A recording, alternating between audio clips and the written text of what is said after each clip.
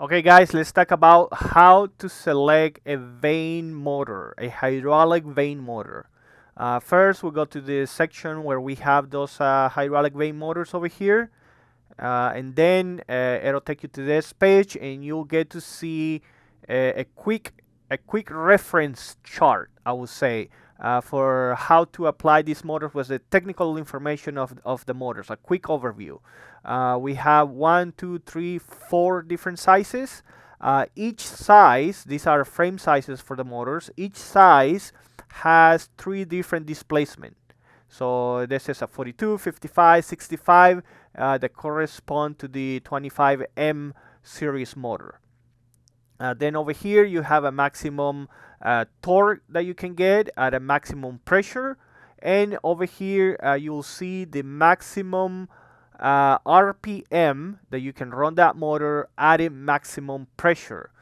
This one star over here is the continuous operation. I would say that's the most important of them all.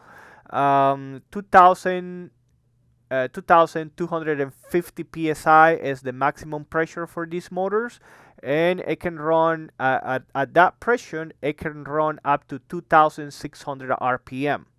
So this little star over here, 2 stars, you will see a higher rpm and a higher pressure, but that is only intermittent. Intermittent means no more than 10% of the time of your cycle application, and that 10% cannot surpass 6 seconds.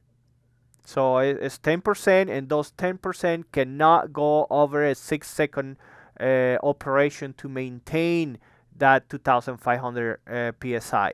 So really, the pressure I would suggest for more people, most people working on sizing these motors, is to work within the 2250 psi and within the 2600 rpm for these motors over here.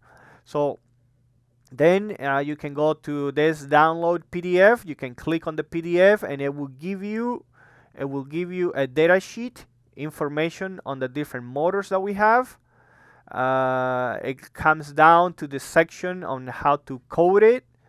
You get to see a 25 series, 25M, 30, 45, 50M, and then you get to see a 26, 36, 46, and 51. What that means over here, heavy duty bearings versus a standard bearing. The heavy duty bearing, we're gonna get them basically, let's say it's in an application with a pulley, and it has side load on the shaft, and that pulley is pushing or it's pulling that shaft down, let's say. It's pulling in one direction or another with the pulley, and you have side load in this operation. And so what it is, the heavy duty bearing is a little wider bearing to give more support to the shaft. On a, let's say, a standard bearing, this is if you have just a motor and you hook it up straight up to a gearbox, for example, and you do not have a side loading, so you can use a standard bearing unit. So those are the difference between one and the other bearing. Then on the second position, an M4 motor, then you have the different displacement for each frame. You go back to the mounting over here, 2-bolt, 2-bolt mount or a 4-bolt mount. You have the key shaft or a spline shaft, and then you have the direction of the outlet. This is in line with the suction, 90 degrees from the suction, 90 degrees to the left or to the right. And to give you a better example of it, this is the suction over here. And what this is talking about, when they're talking about 90 degrees or in line, that means it's in line, this port is in the same position as the suction, or 90 degrees counterclockwise, for example. That means that this port comes over here to the left, or it goes to the right, or clockwise, 90 degrees clockwise in relation to the suction, or all the way to the bottom over here, opposite side. So that's the positioning that you have for the pressure line, that you can put it one direction or the other one. We can send it from manufacturer that way, or you can also change it on the field. You just unscrew some rods over here, and this can easily be changed on the field as well. But then it can always go the way, whatever way you want it from the factory. So the next thing over here, we got the design number. This is just an internal number from the manufacturer. It doesn't really matter to you guys. It's 29, 20. You can put whatever you want in there. It doesn't really matter. We usually put it with a 29, being the latest model. It doesn't make any difference in the real world. It's just an internal number. And then over here, you get to see a special for the 50 series motor. You have a 114 and 124 number, and what that means, there's a reference over what that means over here. For example, the 114 means these motors usually are birotational, meaning that it can go in both directions.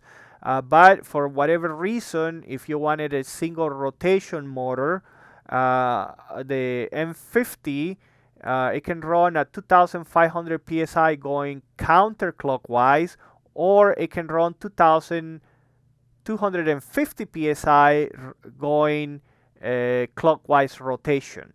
You know, if that matters to you in your application for whatever reason, you can put a 114 on the motor, or you can put a 124. That is a birotational motor going at 2,500 psi. You know, that's the standard, and I don't see any difference on why would somebody go in one direction or the other one. You know, it depends on what you want for your application, but I would say a birotational motor at 2,500 will work just fine, you know. So that's what those numbers mean over here. Then we get a quick reference chart for the different mountings of the motors, the different shafts of the motor, the spline shaft, the key shaft, and the weight. The weight of the motor, the smaller one weight 40 pounds, and the bigger motor we have it at 160 pounds.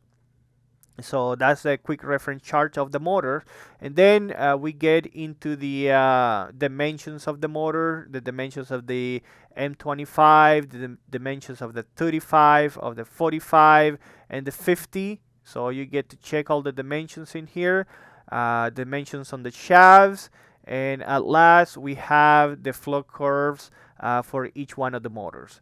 So that is the data sheets that we have for these motors over here. It's a very simple motor, very popular motor. It's used in a lot of applications, a lot of mobile applications, as well as an industrial applications. These units are in inventory, pretty quick delivery.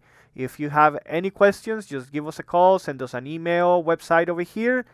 And that is the video for today for hydraulic vane motors on how to code it and so on. So any questions, just give us a call, and thank you much for your time. We see you next time. Bye bye.